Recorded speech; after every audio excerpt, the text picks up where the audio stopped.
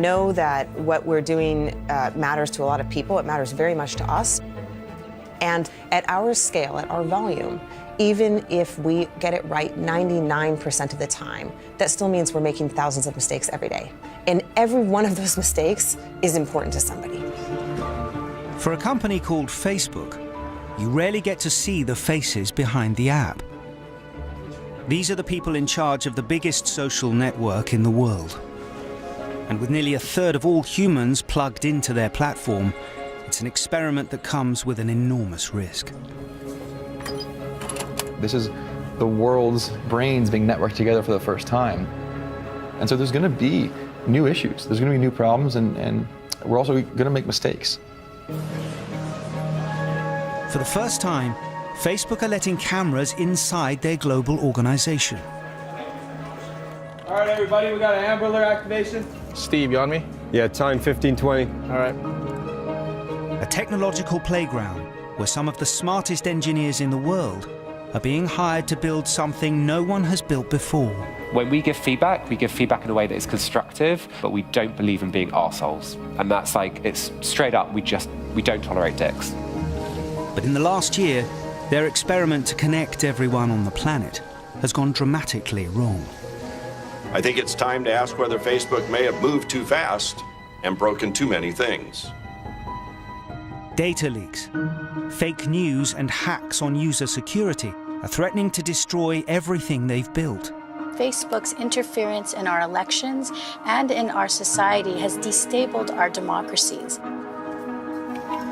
As Facebook has suffered a year of deepening scandals and intense media scrutiny, this is the story of how it works, what they're doing to fix it, and how Facebook are quietly planning to grow even bigger.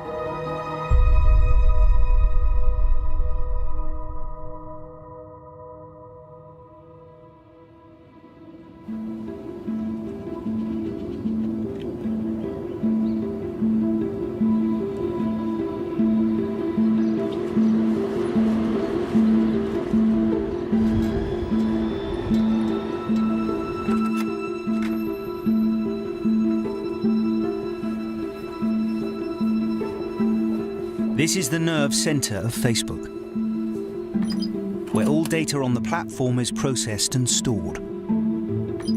Very few outsiders have ever been in here. So you're talking full distance, and we can't see it right now, but as this door opens, you may be able to see all the way down, but from one end of the building to the other, you're talking about 4 American football fields.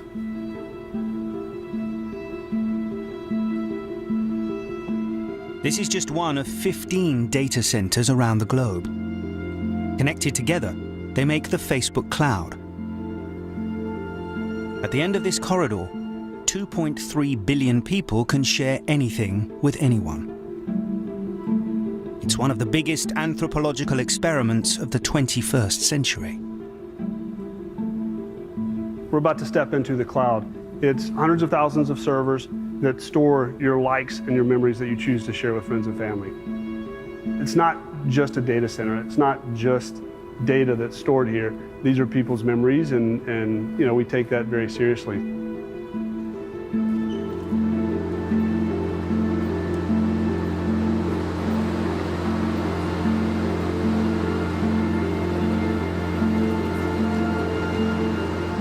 Everything you do on Facebook is recorded here. Worldwide, some 14 billion photos alone are uploaded every single week. These machines decide what appears in your newsfeed by analyzing what you've looked at before. You go to the Facebook website and you see your newsfeed. You think, you know, how complicated can that be? But whatever you choose to click on or to look at for a while or to respond to is used to train a machine learning system, which is basically a model of your taste. And so that forms your alter ego in the Facebook servers to figure out what to show you next. These learning algorithms use this model of your taste to match you to content you're more likely to be interested in. Your view is not the same as any of the other billions of people. It is custom built. Let's go find all the different latest updates from your friends. Let's go to get all the different videos. Let's look at things you might be interested in. This is happening billions, if not trillions of times a day. This matching process is how they make their money, selling to advertisers the ability to reach you. Your data is anonymized, but you are the product. It's how they made $55.8 billion in revenue last year alone. This is one of the largest vaults of personal data anywhere on the planet. And that comes with a moral responsibility. But this is a long way from what its creators first imagined.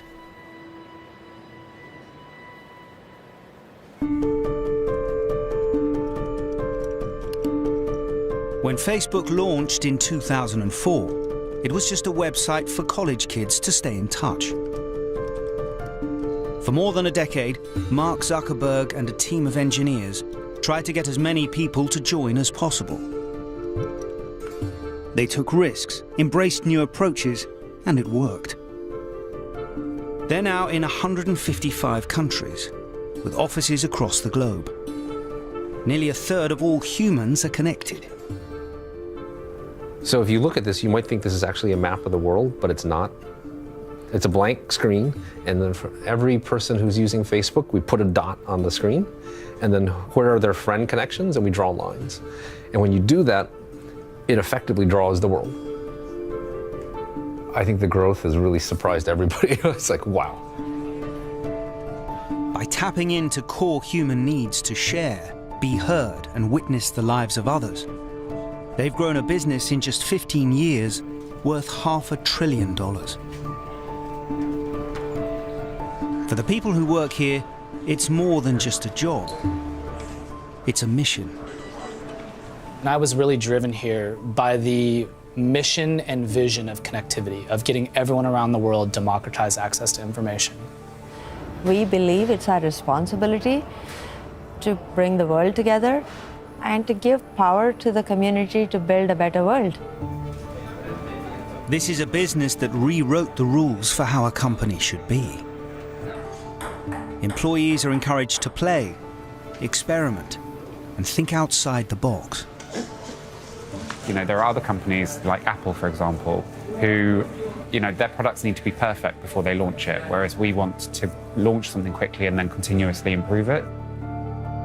You have to encourage people to take risks and be willing to fail, because otherwise you're just not going to achieve anything. This successful risk-taking strategy was embodied by their early mantra: move fast and break things. But as 2018 got underway, it became clear things had become very broken indeed. Information from millions of Facebook users may have been used by a data company during the 2016 US presidential election. A former employee of Cambridge Analytica claims that 50 million profiles were accessed. The biggest data breach in Facebook history. In March 2018, the first major scandal to rock Facebook broke.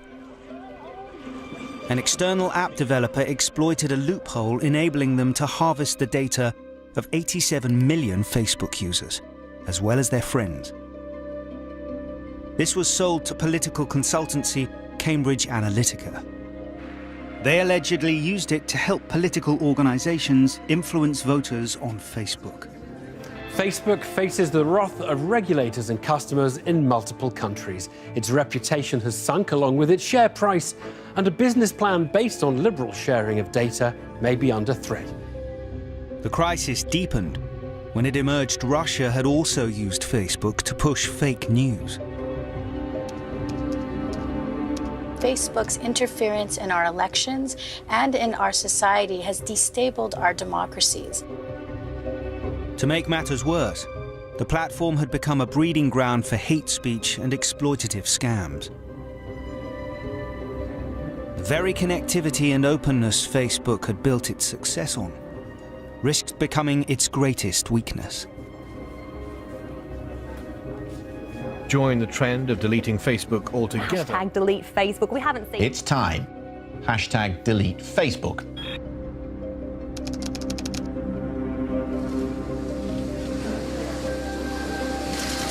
Mark Zuckerberg was called before Congress to testify.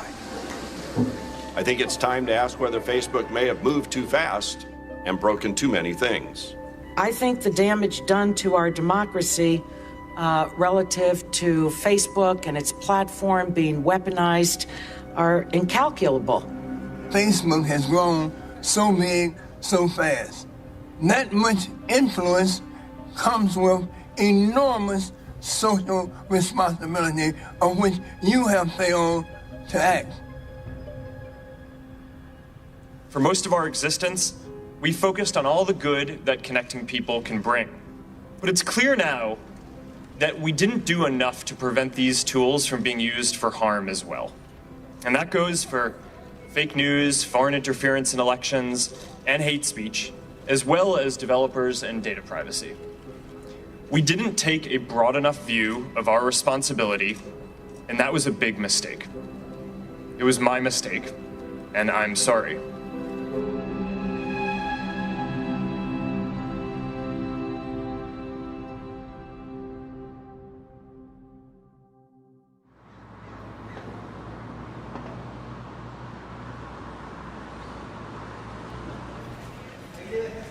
Following the crisis, it was clear that inside Facebook, big changes had to be made.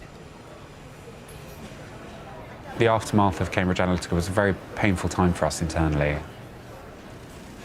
We all deeply care about what we're doing here. We all want to feel we're doing something positive in the world. That faith was a little bit crushed. And so that was really painful for a lot of people. Learning, from, mistakes we've made in the past. Let's look forward. Where from here? How do we build in order to make sure that people can trust us? I just hope we have enough of a measured conversation around it to not throw out what is a lot of powerful and good opportunity that these tools create in the pursuit of trying to limit the damage they create along the side.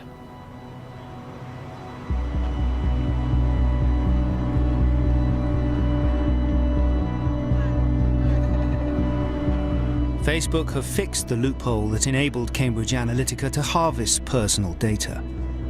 But this scandal was just the beginning. Hate speech, fake news, and scams continue to affect public trust and keep them in the media spotlight. In response, Facebook has hired 30,000 more people to help police the platform. The question is, can you fix a problem so huge?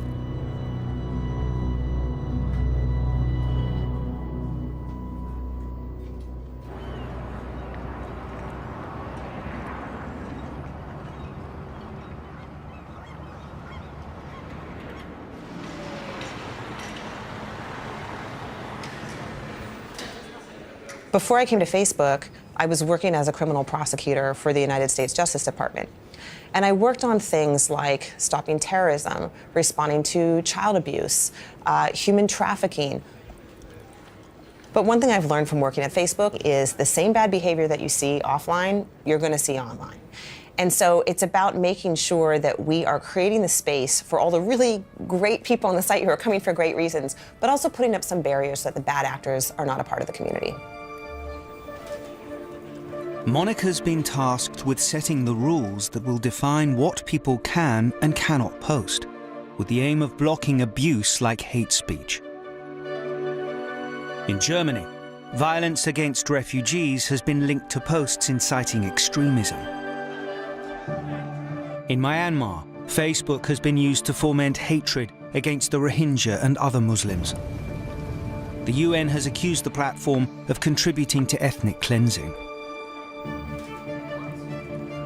But with Facebook in over 155 countries, how do you write rules allowing for freedom of speech across every culture and religion?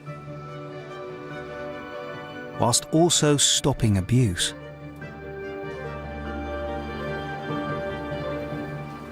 This is representative of the kind of content we're seeing at the moment in the UK. We have this image of a police officer, and she's talking to a woman in a burqa holding a child, and the text overlay here says, yeah, turn left, walk 1 mile, then piss off back to your own country. We're going off the burqa as an indicator that the woman is being attacked for being Muslim. We wondered about how we would treat this if the burqa was not present, what the policy view would be on this. Or if this was appearing somewhere where, this was critical commentary about law enforcement and how they are not kind to immigrants who are Muslims. When I came to Facebook, I had been living overseas and dealing with international law for some time. So I understood that people around the world would have really different ideas about where our policies should be. But one thing that I didn't anticipate was how difficult it is to craft rules that work at our size. With the volume of content we see every day, we get millions of reports every week. And so we need to craft rules that can be enforced fairly and efficiently and quickly around the world. Facebook has seen a huge rise in hate speech. And with the speed language is evolving online, they're constantly playing catch-up. It's not always obvious if something is hate speech or not. In this particular instance, you can see that there's no text, we just have emojis. So this is 2 men holding hands and then a gun. We do know that these men are often symbolizing a gay couple, so it could be an attack on the protected characteristic. Then obviously with the gun here, that's a threat of violence. So we will be taking this as an attack on gay people and removing for hate speech. Basically, more and more we are seeing people using emojis on the platform to symbolize hate. I think it's a good example of how users are getting more creative to bypass our policies. Yeah, just to put it in words, put it in pictures or emojis. Yeah. Absolutely. There are no templates really for doing this kind of work. Our job is to try to get ahead of it. And we do that by talking to experts, talking to organizations around the world, hearing about trends that are happening in the offline world, even before they come online, and trying to put rules in place to address them. This horrific word in a current context. Monica's rules are based on US federal law, which protects characteristics like race, religion, or gender. But these rules also need enforcing. Every region has its own team of content reviewers who use the rules to decide whether a post should be removed or not. Millions of posts are taken down every week, but it's a challenge that is only growing. We want Facebook to be a place where people want to come, and we know that they aren't going to do that if it's not a safe place. At our scale, at our volume, even if we get it right 99% of the time, that still means we're making thousands of mistakes every day. And every one of those mistakes is important to somebody.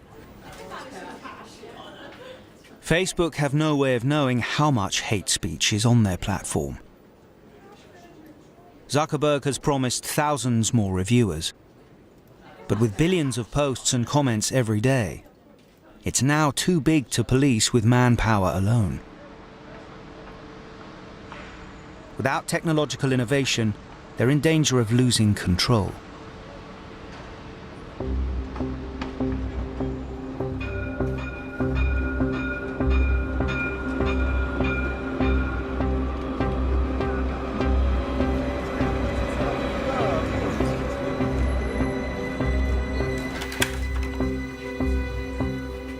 Bonjour. Mark said, how can you help us? He invited me to dinner at his house, and we had a long chat on what his vision was for AI, what my vision was. And when someone tells you, come to us and start a research lab from scratch, it's a very interesting challenge. Jan is a world-leading expert in artificial intelligence. He's building Facebook's multi-million-dollar AI lab.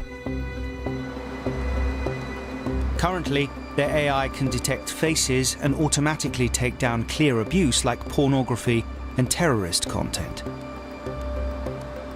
But what's harder is getting a machine to understand the context and meaning of a post the way a human can. It's a huge technological challenge, but vital if Facebook is to tackle the scale of the abuse.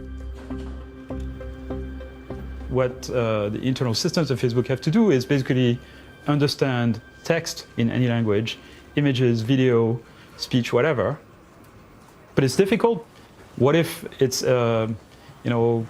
iconic picture of a little girl running away from napalm bombing in Vietnam, right? It's an iconic journalistic piece that has historical value.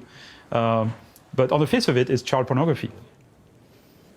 There's always a certain percentage of mistakes. And so the question is, how to design a system to minimize those errors without upsetting too many people, essentially. So the technology for this is not simple. It's not perfect yet. Next door, one of Jan's researchers is helping to solve some of these problems in videos. Okay, there you go. That's the thing I want to show you. Jason has built some AI that can read human movement. A stepping stone to getting computers to understand context. Okay, so our system never saw this video before. This was a video we gathered after our system had been trained. And this is actually on the fly, identifying for every pixel that belongs to a human where it lands on the body surface. So if I, let's say, move my arm around like this, my joint position stays exactly the same. Okay, so this, a landmark-based system is blind to this motion. Well, with our system, we can actually track the surface as it's moving around. The objective is to be able to understand what humans are doing in videos so that you can understand their body language, their emotions, what they want to do, and so on. Of course, there are many direct connections to the needs of Facebook. Understanding that there's a post involves violence, terrorism, propaganda, or whatever, so you want to be able to understand what humans are doing in images.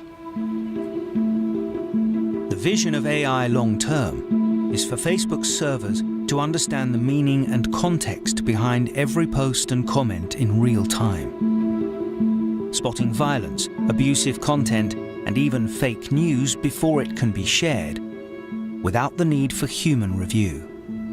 We see a huge advantage from technology. Already, there are a small number of areas where the technology can look at something that's on the site and say, we know this violates our policies. And in those small set of circumstances, that content doesn't need to go to people to make that decision. And as time goes by, that technology is getting better and better, and I think we'll continue to use it more and more. This technology could be the thing that will prevent abusive posts in the future. But if their AI is going to be smart enough to do the job of thousands of content reviewers, Facebook needs their network to have the kind of intelligence we do. I'd like to find kind of an organizing principle that would allow us to get machines to learn a little bit like animals and humans by observation.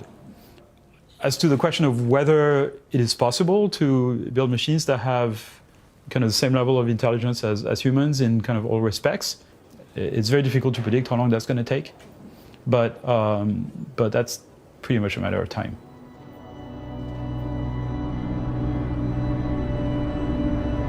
While Facebook have been working on a rule book and technology to remove abusive content, it's also become an effective weapon for organized criminals. They call it sextortion. Really, it's online blackmail. Scammers can make hundreds of dollars a day. And this crime is now happening on an industrial scale.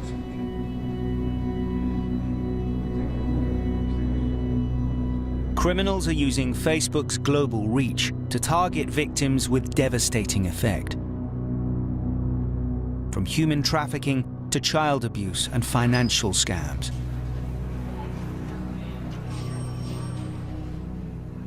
It's become such an immense challenge, Facebook have built a new department to try to confront it.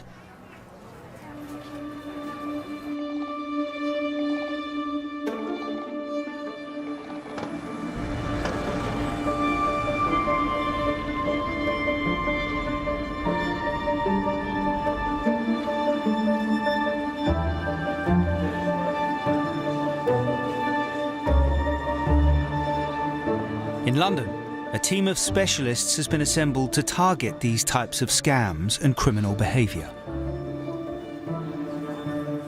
We feel a lot more pressure to go faster.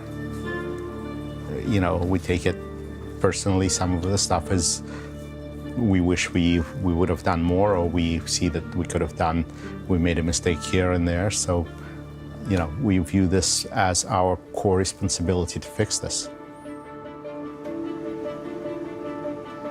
Organised criminals are always looking for new avenues to exploit. And abuse like financial scams on Facebook are taking many different forms.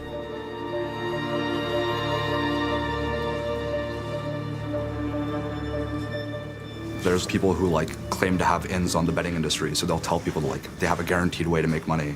You see people selling fake cryptocurrencies, people selling puppies and then extorting people for money on them. People are pretty creative, and yeah, they're constantly innovating, which keeps it challenging.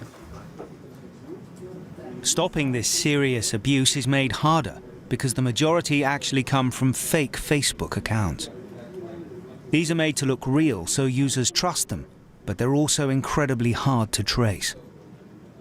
And they're a growing problem. Every day, millions now appear on the network. And most of them are created automatically, using computer programs. These fake accounts are being made all over the world. There are lots and lots of ways by which people create them. Often they hide their tracks. Somebody hijacks hundreds of thousands of machines, like the old computer-style virus, and they use these machines all over the world to act on their behalf. If they can stop fake accounts, they can stop scams.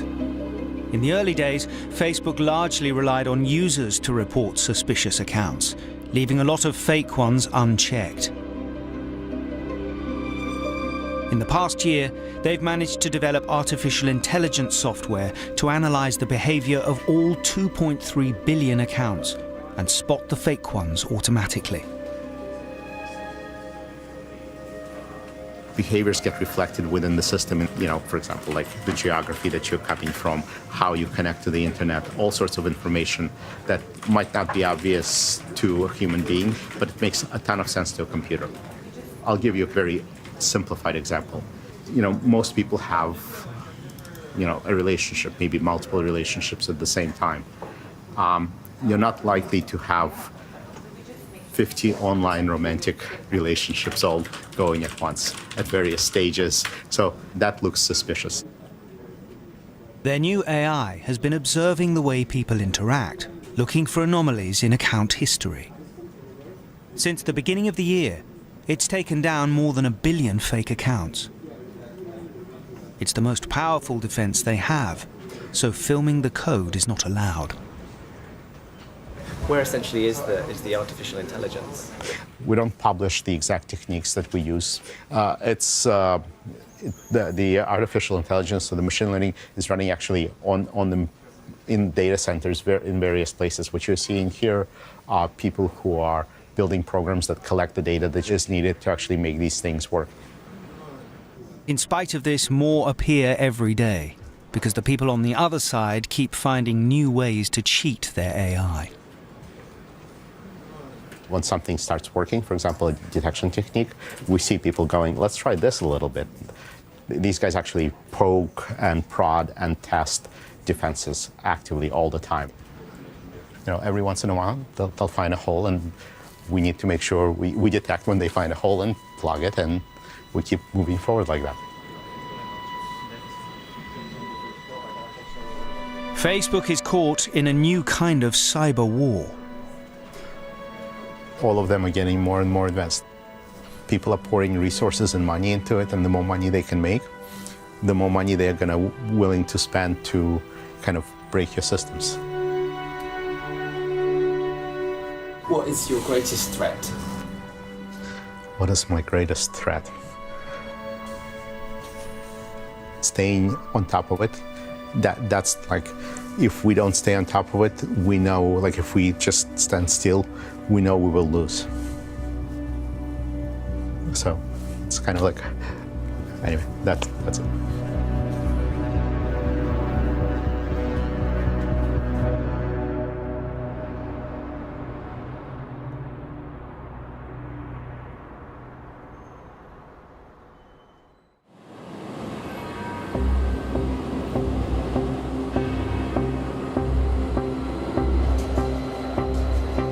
the summer of 2018, Facebook's problems were deepening.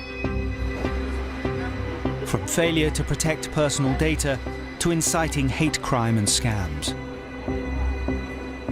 It all came to a head in July. Facebook is to be fined £500,000 by the Information Commissioner. That's the maximum fine possible for misuse of data in the UK. Facebook is going to have to cough up because it failed to protect users' information from the third-party firm Cambridge Analytica. The proposed fine for Facebook may be small change for an online giant, but it's still a powerful statement of intent. And in future, fines could be much bigger.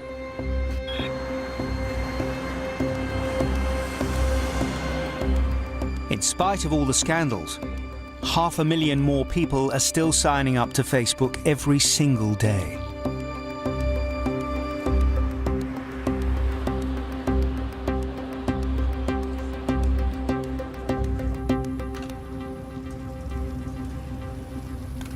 Despite the negative rolling news coverage, inside Facebook, the business of keeping the platform running goes on.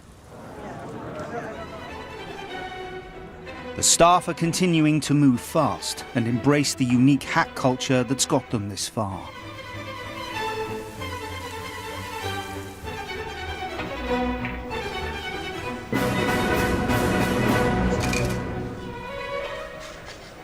This is an organization that rewards risk and embraces failure.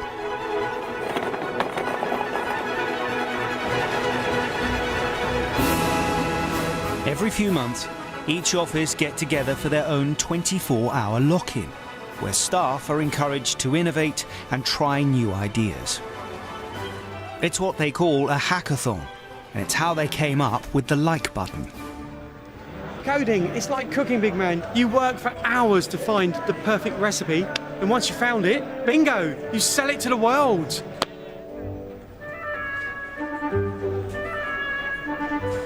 At Facebook, all employees have 2 birthdays, their own and their Faceversary, which they celebrate each year they're at the company. They have Bring Your Family to Work days, Pride events, and they get celebrities in to inspire the workforce. They even have a small village with bikes, shops, and an arcade. Everything is free, so everyone can focus on connecting the world. To help fix the scale of the problems that have been exposed, they're hiring more engineers at a staggering rate. These are the people who will be responsible for taking Facebook into the future. Today, they're being initiated into the unique culture. If you haven't already, on the left-hand side of the room, you can fill in a name badge. In the last year, they've hired more than 10,000 people. Every week, 50 new engineers arrive in London. Hello everyone, this is Rayming from China, and I will be joining the London office as a software engineer. Hi, my name is Marina, joining in London, originally Russian. With the company set to double in the next few years, it's these engineers they're now relying on to fix things, as well as grow the business. When we say this is now your company, we really mean it. This isn't just any other company. This is now your company. So it's in your hands to make this company better or worse. When we give feedback in a way that is constructive and is not just showing that you are the smartest person in the room. We do talk about feedback being a gift, but we don't believe in being arseholes. And that's like, it's straight up, we don't tolerate dicks. Everything we do, we're doing to connect people, and we're doing to try and bring social value in that connection. That means that every product decision that we make is tuned for, does it do good in the world? We're not a company that's designed to make money. We're a company that's designed to create communities and let those communities make a difference in the world. We think about money as a secondary thing. With a revenue of over $55 billion, Facebook have the power to scoop up the best engineers on the planet with their own unique approach to recruitment. New employees are called noobs and go through a 6-week boot camp where they're introduced to the many departments. this face tracking technology that allows us to know exactly where your eyes are, and that allowed you to actually superimpose funny glasses or anything you really wanted. Most noobs don't apply for a specific job. They're allowed to choose where they work. It's supposed to make sure they end up taking on problems they care about most. But it means each department has to pitch to prospective employees. It's an unfortunate fact that there are a lot of people who are trying to reach out to minors on all kinds of platforms, including ours, for inappropriate purposes. We also have to worry about all kinds of things where people give signals on the platform that something terrible might happen. The most interesting thing here is just the mindset is completely different. Engineers are the ones driving the change, whereas in other companies, usually it's the managers passing the change downwards. It's a big difference. I have to get used to it. You know, it's Facebook, so everything you do here is in such scale.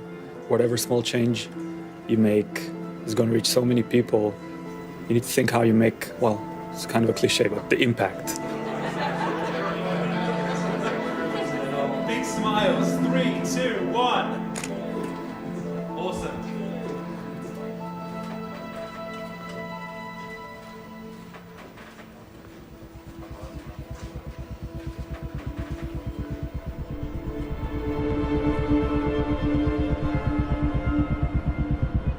Facebook has recorded the biggest fall in corporate history as shares dropped by 20%, wiping about $120 billion off the company's market value. It comes after Facebook released its latest earnings report and warned of decelerating revenue growth. User growth is slowing, and the amount that it's making in advertising revenue per user is also declining.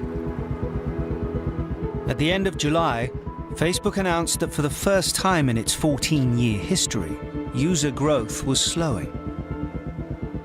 The news immediately wiped $119 billion off the company's market value.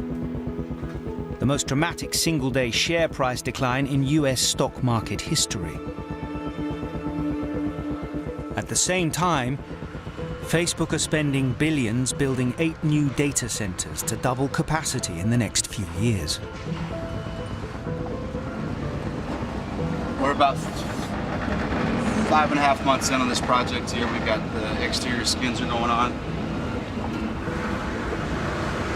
They're just progressing one right behind the next. To improve connectivity between data centers, they're laying thousands of miles of fiber optic cable under the sea. They're also constructing offices in almost every continent to house their rapidly growing workforce. We've got big projects going on in Hyderabad, Bangalore, Singapore, Dublin, New York, Austin. We've probably got upwards of 60 projects going on around the world at the moment. Their financial responsibilities are huge and increasing every day. But in spite of everything over the past year, they're still determined to grow. And they plan to use their connectivity to push into some unexpected areas.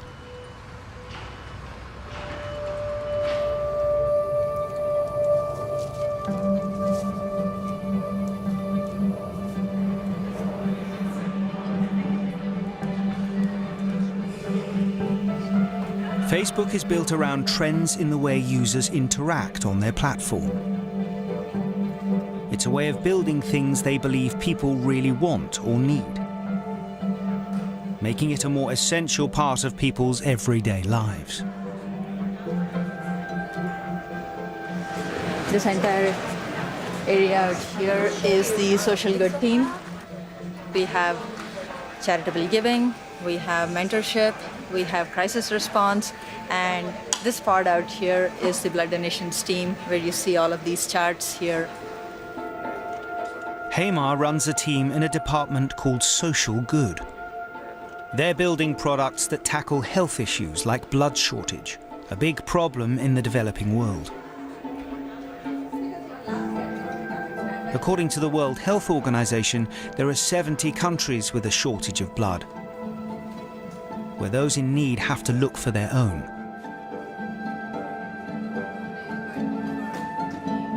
So Hamar and her team are trying to see if they can find a way to solve this problem worldwide using Facebook. The highest shortage manifests itself on platforms like ours as people looking for other people to donate blood. It's an emergency reaction to people who are put in these stressful conditions where they have to go find their own blood donors. I call it the BYOB system, bring your own blood. But that's not how countries want to operate. Sustainable supply comes from how do we connect these donors to opportunities.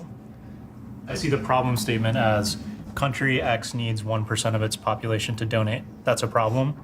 Country X isn't achieving that outcome. We're going to try to help country X solve that problem. About 5 years ago, my dad was diagnosed with lung and liver cancer. He was losing about a liter of blood every day. And the doctors in the hospital were like, look, we're going to do our best to help find him units of blood, but we really will need more donors to come in. My siblings and I got on the phone and called every friend and every family member that we knew of, and they called other people. We eventually lost him 3 months later, but that left a pretty strong mark for me. We want 1% of each country's population to be donating every year, or however we calculate that. But there would be a metric, and it would be based in donations.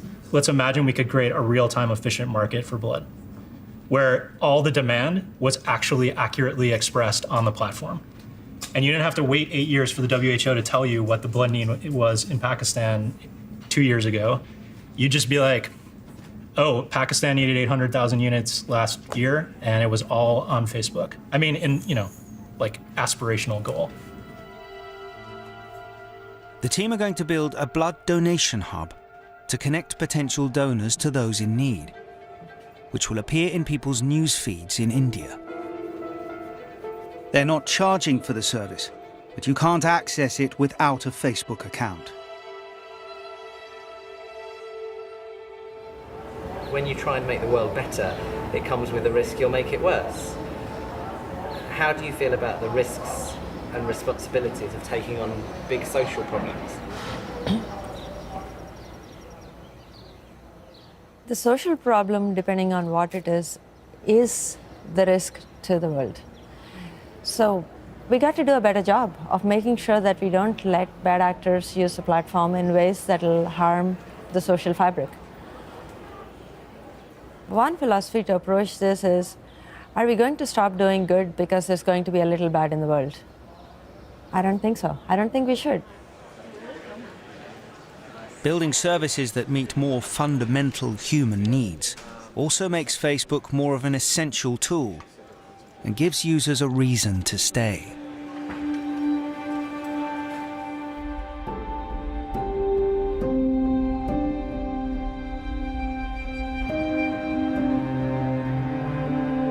Like a genie released from a bottle, Facebook have built a tool that's allowed the world to move and connect faster than ever before.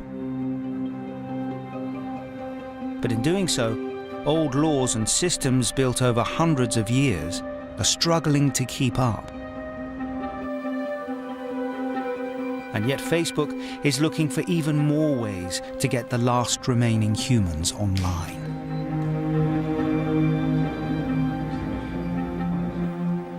This is called Terragraph. So this is an outdoor enclosure Wi-Fi routing system using millimeter wave technology. We have this deployed in a few cities around the world. You can log in, for example, to San Jose right down the street and get 1.06 gigabits per second up and down for free.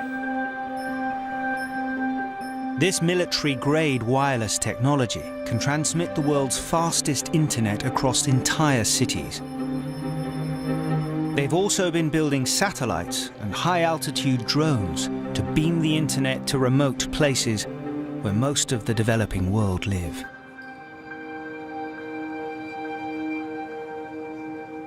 If you study civilizations throughout the world, access to information is actually key when you understand how other villages are governing themselves. You start to have more information about what's going to work for you and what's not. Sexual health awareness, so you can get rid of some of the disease and empower women around they're able to control their bodies. Low irrigation farming techniques. How valuable would that be to villagers in some developing country? Now, they're able to more efficiently use their resources to feed their villages, feed their populations. By providing faster internet for free, they're removing barriers to information. But that also allows more people to access their apps. Everywhere, teams across Facebook are pushing ahead, finding ever more ways to make the platform indispensable. All right, everybody, we got an Amber Alert activation. All right, we got an Amber Alert. Listen up. Generate the activity report for the documentation. Send out the SMS notification to the leadership team. Let them know. Facebook operates a Center for Global Security, where they're able to directly send alerts into people's news feeds. They regularly run drills to help search for missing children. It's a tool on which the police are increasingly reliant. At least once a day, sometimes several times a day, we'll have an alert. They usually come in from the police department where it's reported to. All right, QP is good. Get approval, please. You're good.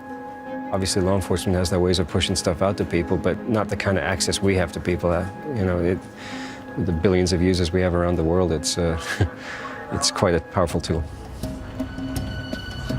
Because Facebook gather user data like location status, they can let people know when a child has gone missing near them. When you got a child's life on the line, we want to be as quick as humanly possible. All right, I'll push this out to public. All clear. Good job, team. If you're a general public user right now and you're in this region where we sent this to, obviously this is a drill, it's not going out, but if it did, everybody would now get the alert and they'd see the same thing I just saw. Hopefully there's enough information there for someone to find them. It's not known how many children have been found using this system. However, police call Facebook for an alert almost every day. By becoming a kind of emergency service, they're providing an essential tool. Facebook offers access to billions of people, but these services are in the hands of a private company. It raises questions about what activity, if any, should be off limits.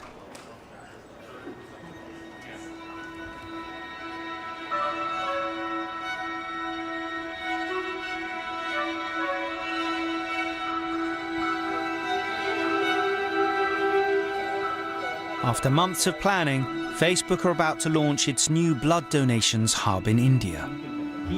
With the click of a button, 300 million people will be able to connect to donation centers that have a shortage of blood all over the country. And maybe it will encourage some of the other billion people in India to sign up too. Okay, this is what the blood donation hub looks like. At the top is a map of the user's city and dots indicating all the opportunities for them to donate nearby. But we also have requests, which are from individuals. Either they're in need of blood or often it's their family member in need of blood, and they'll post using our tools, and we can notify donors in our database who have the same blood type and are within a certain geographic area and who have indicated to us that they want to donate and they want to help.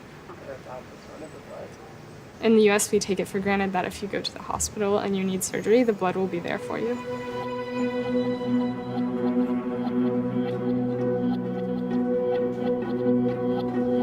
As India begins to wake up, they launch their new hub. And within minutes, users begin to respond. Come on, guys. Share, share, share. Whoa! There she is. Oh, man! Where are we at? So there's been 15,000 hub views so far. 15,000 hub views? Oh, man. Not bad. Not bad at all. People are sharing it, they're commenting on it, they're liking it. Like, it's really blowing up. Hey, it was worth building it. It was definitely worth building it. Since launching the new feature, more than 11 million people have signed up to donate blood on Facebook. I believe there should never be anybody who would have to go look for a blood donor ever, because there always exists safe blood in their blood banks near them. Something that would have changed my life 5 years ago. Initiatives like these have the potential to save lives. But already, there have been reports that the service could be exploited by the black market.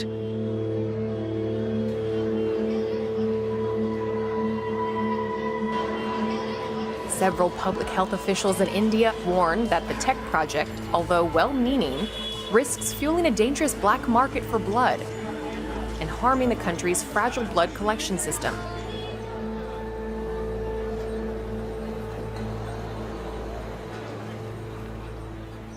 Facebook has a huge capacity to encourage others to do good. But its recent history of scandals raises further questions as to how safe we are sharing sensitive data with them. And as they continue to push forwards, the scandals show no sign of slowing down. The Business Secretary Greg Clark has called a security breach affecting millions of Facebook users a very worrying development. At least 50 million Facebook users have had their accounts hacked. Another huge security breach at the world's biggest social network. The latest security hack raises huge questions about the company's ability to protect the user data of nearly a third of the world's population. And it throws into question the effectiveness of their efforts to fix Facebook so far.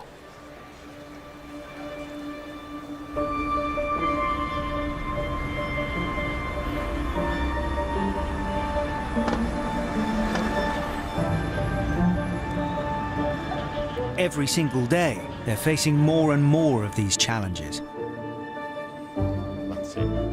Overnight, some behavior they've never seen before was detected on the network. So Vlad has called an urgent meeting. Users around the world were getting friend requests from someone they didn't know, a fake account. But this wasn't stopped by their artificial intelligence, because the account behaved in an unusual way. So what happened was, the profile changed its name, started friending a bunch of people, and you can see friend rejects. A lot of these were rejects. And immediately after that, it changed it back. It appears the fake account changed its profile name and gender twice to try to avoid detection. So they're switching and then switching back? Yes. This is kind of interesting in the sense that they're not throwing away the account. Usually it used to be they would go in, create an account, make it sort of look reasonable, and then it starts scamming, and then we would take it down. Now they're taking it back to make it look reasonable again, which is weird.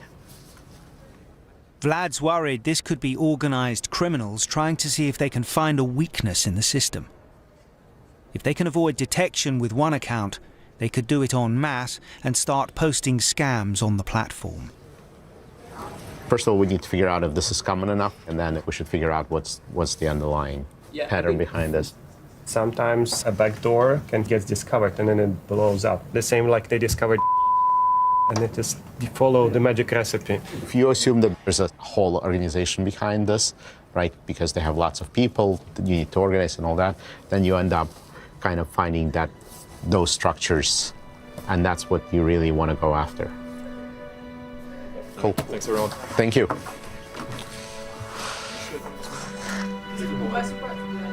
By studying this fake account and its behavior, they should be able to retrain their artificial intelligence to block any others like them. And in doing so, hopefully prevent any users from being scammed. Do you take this stuff home, or are you able to switch off? It's hard sometimes. It's sometimes you go home, and some days like it's a rough day, and you'll feel it at home.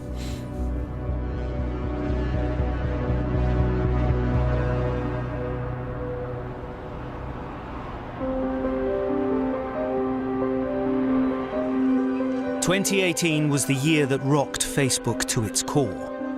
and woke the world up to its reach and influence over society.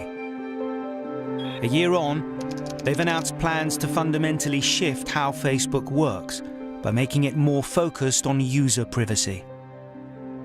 Facebook has a history of promising things when regulators come knocking, when critics start writing, when reporters come to their door, promising things in terms of safety and in terms of privacy, and then not delivering on them.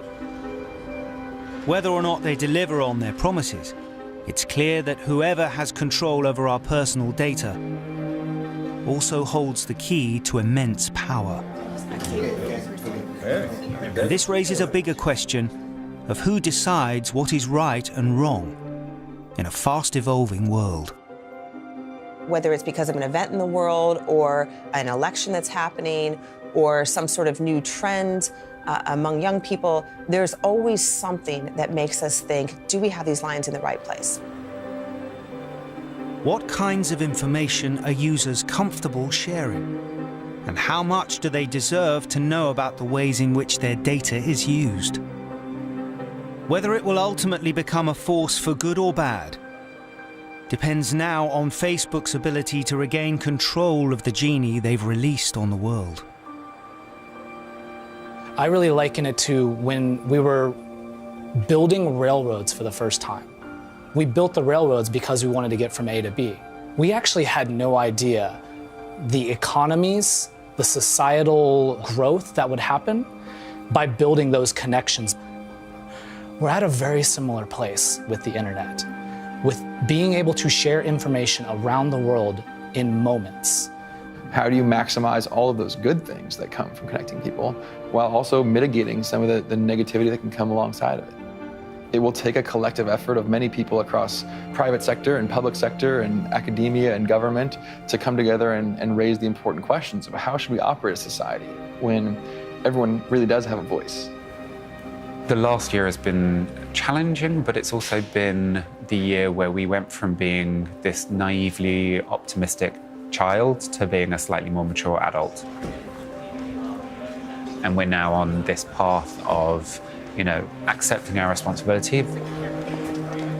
This is a very new world. Everything we're doing is brand new. And that comes with painful learnings.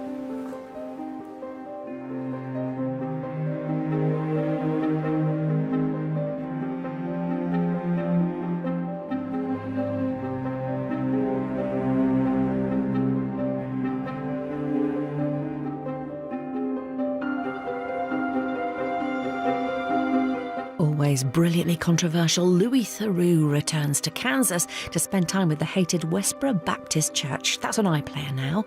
And Tina Dahealy talks to Louis about this extreme family for Beyond Today on BBC Sounds.